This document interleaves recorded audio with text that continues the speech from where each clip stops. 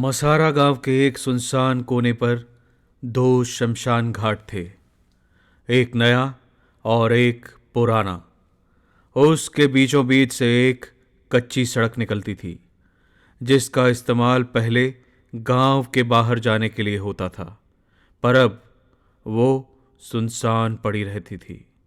रात में तो क्या, दिन में भी वहां सन्नाटा पसरा रहता था। वो सड़क बीच से दो छोटी सड़कों में बटी हुई थी, क्योंकि उसके बीचों बीच एक बड़का और दूसरा पीपल का दो पेड़ थे। किसी भी हालत में गांव के लोग वहां जाने से डरते थे। अमूमन गांव के लोग गांव के दूसरी ओर से बाहर निकल जाया करते थे। वहां के लोग कहते हैं कि वो दोनों पेड़ आपस में और वहां आस पास से गुजरने वालों से बात किया करते थे।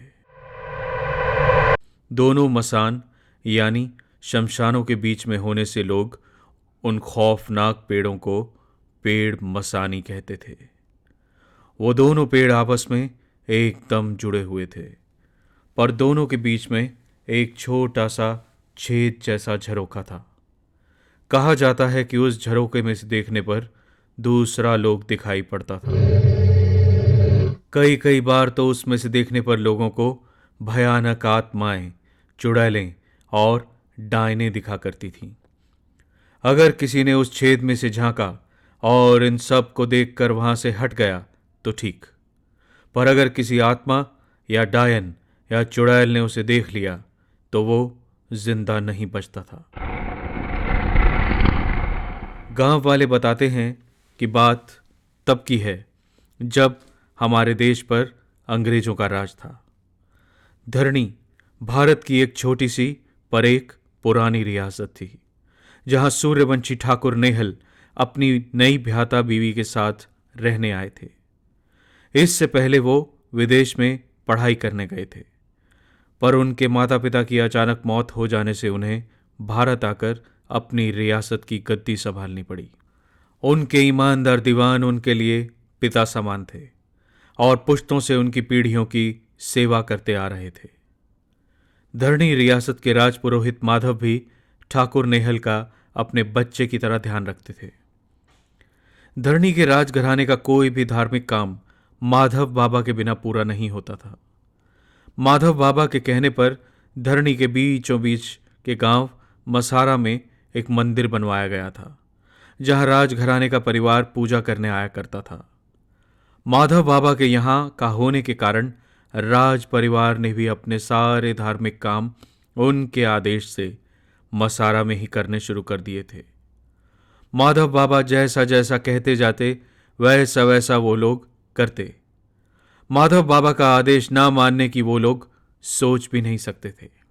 कुछ समय बाद खुशखबरी आई कि ठाकुर नेहल पिता बनने वाले हैं, और हर बार की तरह वो पूजा के लिए अपनी पत्नी के साथ फिर एक बार मसारा गांव आ रहे थे। पर किसी गद्दार खबरी ने यह खबर जनरल स्मिथ को दे दी, और गांव की सीमा में घुसने से जरा सा पहले अंग्रेजों ने उनके काफिले पर हमला बोल दिया और दोनों को मौत के घाट उतार दिया। इतना ही नहीं, उनके साथ दीवान जी की भी हत्या कर दी गई। नेहल अपनी प्रजा को लेकर काफी चिंतित थे और किसी भी तरह से अंग्रेजों को अपनी रियासत में पैर जमाने से रोक रहे थे। पर हिंदुस्तान की जमीन पर हमला करने वालों की फितरत में ही धोखा रहा है, और उस फितरत को पनाह देने वाले हिंदुस्तानी गद्दार। ऐसे ही किसी गद्दार के धोखे का शिकार हुए नेहल। शायद उन्होंने जिंदगी के रास्ते में मौत को भी नहीं आने दिया था। उनकी और उनके परिवार की मौत के बाद आज भी उनकी आत्मा अपनी बीवी और उनके दीवान की आत्मा के साथ कई बार यहां वहां भटकती देखी जाती थी। इसका अंदेशा रात में मसरा गांव में रहने वालों को कई बार होता था। मरने के बाद मसरा के शमशान घाट में नेहल, उनकी पत्नी और उनके साथ मारे गए लोगों का अंतिम संस्कार कर दिया गया। पर इसके बाद जहां नेहल और उनकी पत्नी की चिता जलाई गई, वहां किसी और का संस्कार उसके बाद नहीं हो पाया। कभी तो बिना वजह वहां रखी चिता की लकड़ियां गीली हो जाती, तो कभी चिता में रखी लाश खुद ब खुद गायब हो जाती। कहते हैं धीरे धीरे उस मसान यानी शमशान पर आत्माओं का कब्जा इतना बढ़ गया था कि वहां अब किसी का भी संस्कार नहीं हो पाता, बल्कि गांव में रहने वालों और वहां आने जाने वालों को हमेशा अपने आस पास भूत प्रेतों और आत्माओं के होने का एहसास होता। कभी वो आत्माएं रात को लोगों के घर के दरवाजे बजाती, तो कभी पायल के बजने की और तलवारों के टकराने की आवाजें आती। छत पर या आंगन में सूख रहे कपड़ों पर खून के दाग मिलते। कभी कभी तो लोगों को श्मशान के बाहर ही ठाकुर नेहल का दरबार लगा दिखता, या फिर देर रात किसी सुनसान सड़क पर वो अपनी पत्नी के साथ टहलते दिखाई देते। शाम से ही भूत जैसे पूरे गांव पर ऐसे कब्जा कर लेते कि जैसे वहां रहने वालों का उस गांव पर कोई हक ही ना हो। इस सब से परेशान होकर एक दिन एक अघोरी तांत्रिक को गांव में बुलाया गया। उस अघोरी ने आकर बताया कि ये मसान गलत दिशा में बना है। यहां जितनी भी आत्माओं का संस्कार हुआ है या किया जाएगा, उनकी मुक्ति होना असंभव है। उसकी बात सबको ठीक भी लगी, क्योंकि पहले तो वहां किसी मुर्दे को जलाना मुश्किल था, और शमशान के आसपास किसी को जला भी दिया तो जलाकर आने के बाद भी कई लोग बीमारी की या उस मुर्दे को भटकते देखे जाने की बात करते थे। कई बार तो जिसको जलाया है उसी के घर में किसी और रिश्तेदार की मौत हो जाती थी। अघोरी ने बताया कि ठाकुर नेहल मरने के बाद भी खुद को इस गांव से अलग नहीं कर पा रहे हैं। वो आज भी अपनी बीवी के साथ यहीं हैं।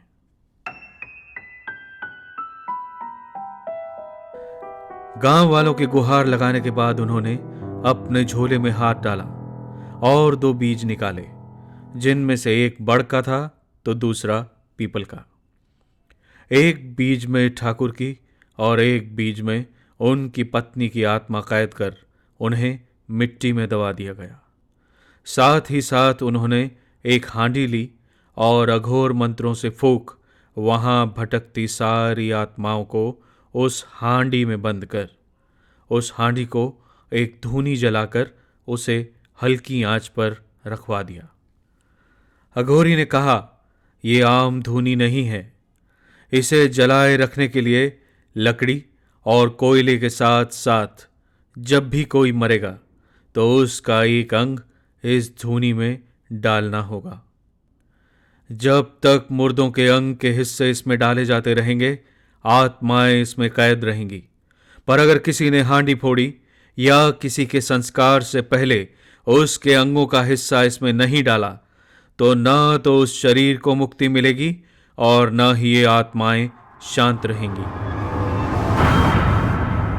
उसकी बात सुनने के बाद उसी अघोरी के कहने पर वहां उसी के सामने एक नया दूसरा शमशान घाट बनवा दिया गया। अब पुराना मसान वीरान पड़ा रहता था। वहां भटकती आत्माओं के हंसने, खिलखिलाने और रोने की कई आवाजें आती थीं।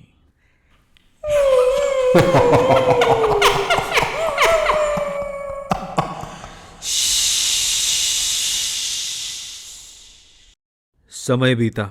अघोरी के दबाए गए बीजों में अंकुर फूटे और धीरे धीरे वो पेड़ बन गए। पेड़ भी ऐसे कि एकदम एक दूसरे में गुथे हुए। दूर से देखने में वो लगभग एक ही पेड़ जैसे दिखाई देते थे। लोग जानते थे कि उन 2 पेड़ों पर डरावनी आत्माओं का वास है, क्योंकि पेड़ लगाने को इस्तेमाल किए गए बीजों में नेहल और उनकी पत्नी की आत्मा को कैद कर दिया गया था, और इसके साथ ही वो पेड़ वहां जलती धुनी के साथ उगे थे। पेड़ मसानी से रात को दूर दूर तक उन पर रहने वाली आत्माओं की आवाज मीलों साएं साएं करती गूंजती थी।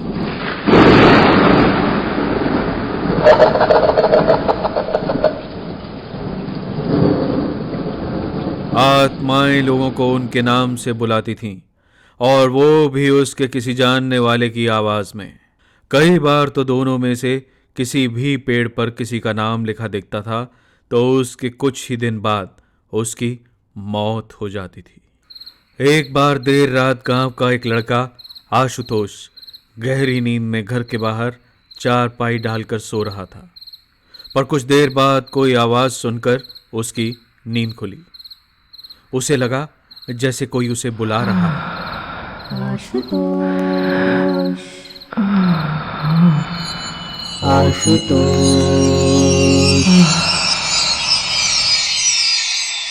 कभी कोई मर्दाना आवाज आती तो कभी कोई औरत की आवाज। आधी नींद में उठकर वो अभी सोच ही रहा था कि कौन उसे आवाज दे रहा है कि तभी उसे मोगरे और गुलाब की तेज खुशबू आई। उसे दिखा कि एक शादीशुदा जोड़ा उसकी चारपाई के कोने पर बैठा उसे घूर रहा है। वो बर्फ सा चारपाई पर ही जम गया।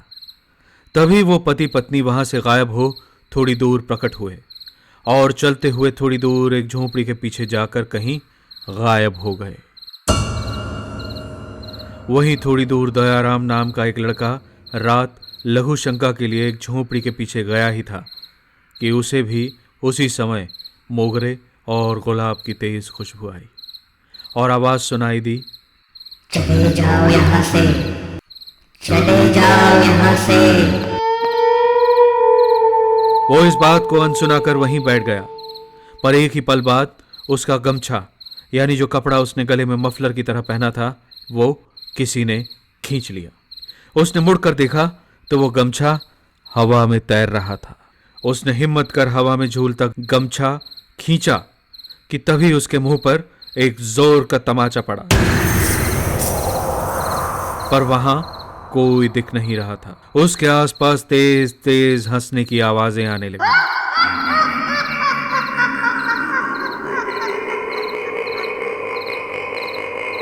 कुछ ही देर बाद डर और दिल पर लगे तेज झटके से दयाराम की मौत हो गई। इतना ही नहीं, सुबह उसकी लाश गांव के बीचों बीच पड़ी मिली, जिस पर नाखूनों से खरोंचे और दांतों से काटे जाने के निशान थे। उसके शरीर से जैसे सारा खून निचोड़ लिया गया था। गांव में फैली दहशत को दूर कर माहौल थोड़ा खुशनुमा बनाने के लिए कुछ समय बाद सरपंचों के कहने पर गांव में एक मेला लगाया गया। गांव वालों के साथ साथ बाहर से भी उनके कई रिश्तेदार और दोस्त लोग वहां आए। आने वालों को सख्त हिदायत दी गई थी कि इन पेड़ों पर आत्माएं रहती हैं, इसलिए इन पेड़ों और पुराने श्मशान के पास कोई न जाए।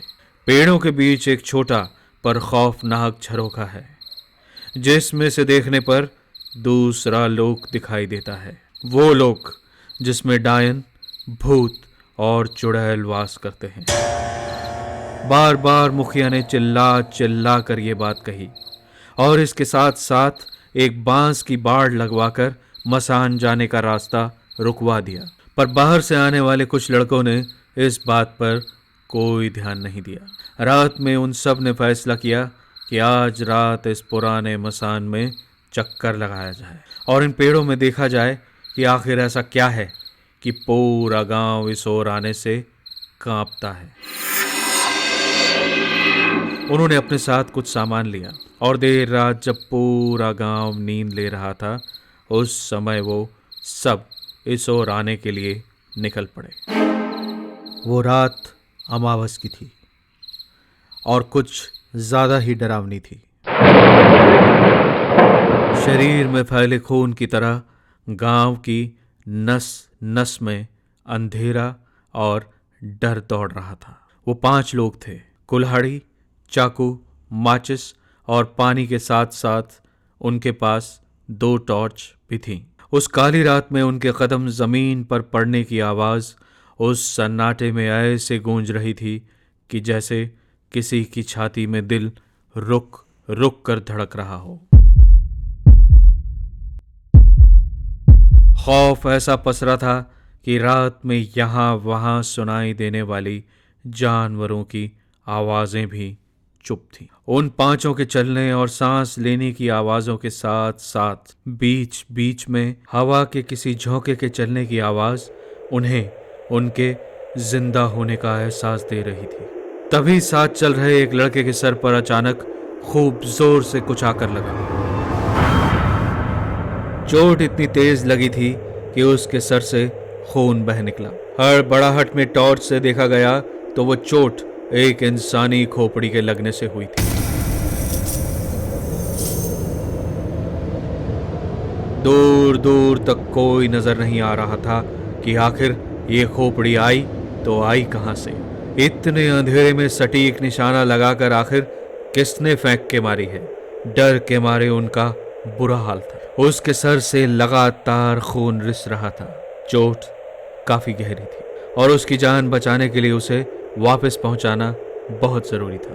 दो लड़कों ने उसे उठाया और उसके हाथ कंधों पर रख किसी तरह उसे घसीटते हुए वापस ले गए। बाकी बचे दो लड़कों ने बिना सोचे समझे आत्माओं को चुनौती देने का सोचा और उस खोपड़ी को खींच के एक लात मार किसी फुटबॉल की तरह दूर उड़ा दिया।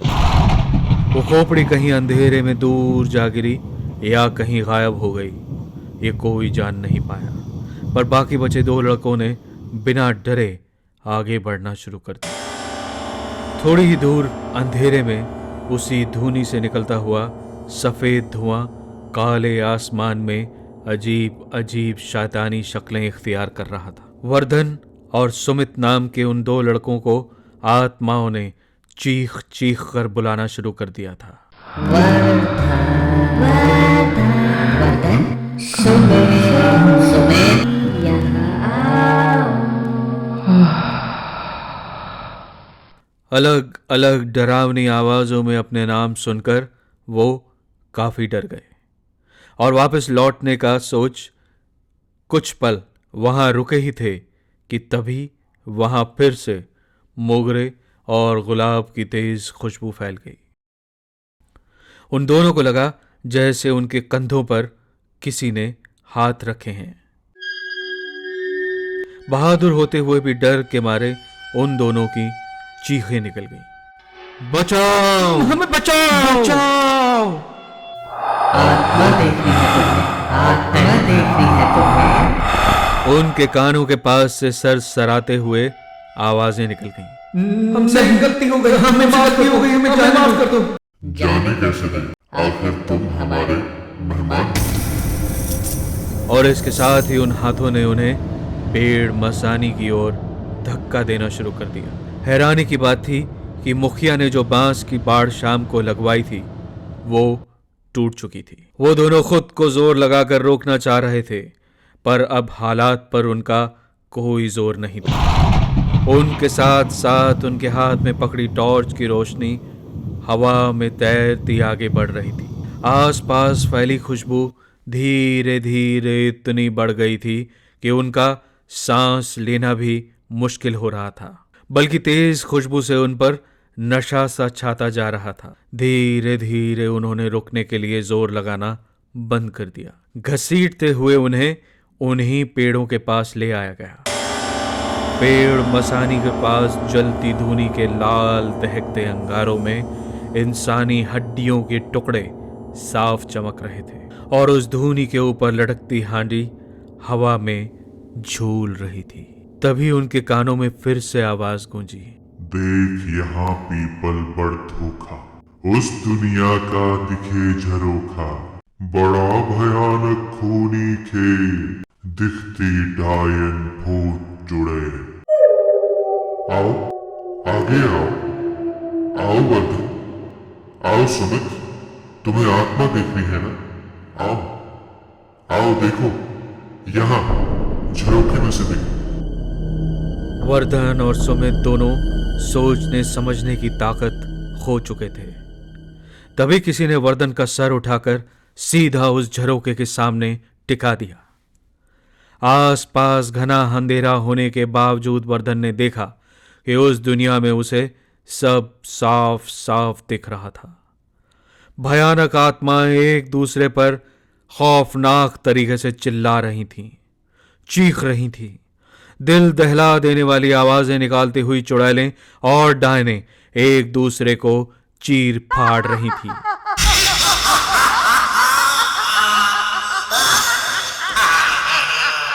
कोई चुड़ैल किसी दूसरी आत्मा को खाती और दूसरे ही पल वो आत्मा उस चुड़ैल का पेट फाड़कर बाहर आ जाती। मुर्दों के अंगों से जलती धूनी पर रखी हांडी के बीच इस झरोखे से दिखती दूसरी खौफनाक दुनिया में चारों ओर खून की बारिश हो रही थी। डर वर्धन की नसें फाड़े दे रहा था, पर बेहोशी की इस हालत में जैसे उसका दिमाग उसके शरीर से अलग हो चुका था। वर्धन की नाक और कान से खून की भयानक धार फूट पड़ी, पर वो अभी भी खुद को उस झरोखे से अलग नहीं कर पा रहा था। इधर किसी तरह सुमित ने थोड़ा होश संभाला और वर्धन को तेज तेज आवाज देनी शुरू कर दी। वर्धन, वर्धन उठो, चलो यहां से। वर्धन, वर्धन। वो एकदम पागल सा हो रहा था। उसने कुल्हाड़ी उठाई और एक साथ उन पेड़ों की जड़ों पर कई वार कर दिए। एक के बाद एक वो कुल्हाड़ी से पेड़ों पर निशान बनाता जा रहा था, पर उन पेड़ों पर बने वो निशान घावों का रूप ले चुके थे। एक एक करके हर घाव से खून रिस रहा था और मसानी पेड़ों के चीखने चिल्लाने की भयानक आवाजें अंधेरे में गूंज रही थी।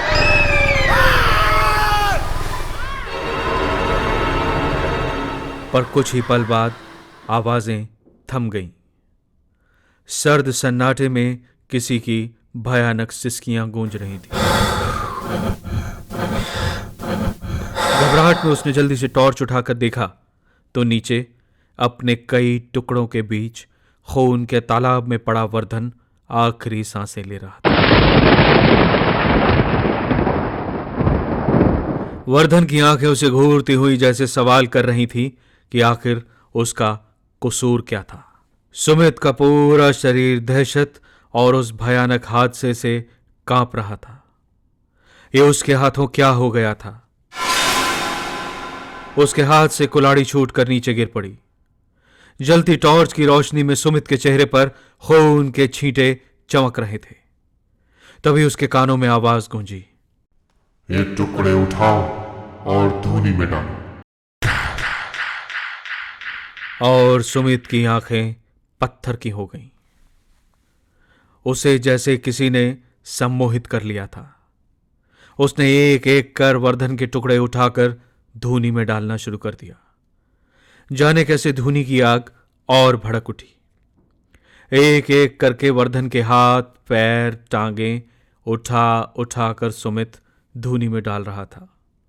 और कुछ 10 मिनट बाद अब वो धधकती आग की लपटों के सामने वर्धन के शरीर का आखिरी टुकड़ा यानी उसकी गर्दन लिए खड़ा था।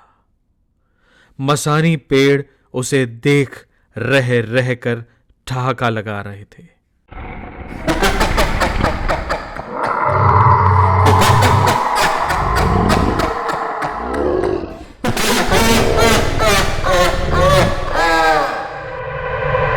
तभी एक बार फिर चारों ओर फैली मदहोश कर देने वाली खुशबू के बीच उसके सर पर वही शैतानी खोपड़ी से चोट लगी और सुमित चक्कर खाकर उसी धूनी में गिर पड़ा। बेहोशी की हालत में धूनी में पड़े सुमित का मांस धीरे धीरे पिघलता हुआ राख में बदल रहा था। दहला देने वाली बात यह थी कि जिंदा जलने की वजह से जिसे दर्द से चीखना चाहिए था, वो जलती धूनी में पड़ा जोर जोर से हंस रहा था।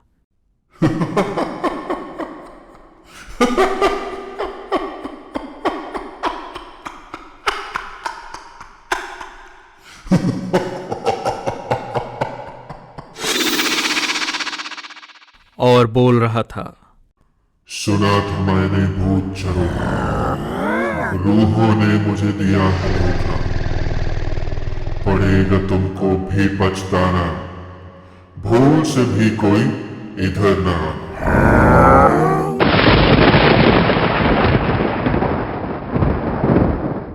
और इसके साथ साथ धूनी से उठते सफेद धुएं में वर्धन और सुमित की आत्माएं गांव के ऊपर तैरती हुई काले स्याह आसमान में कहीं खो गई।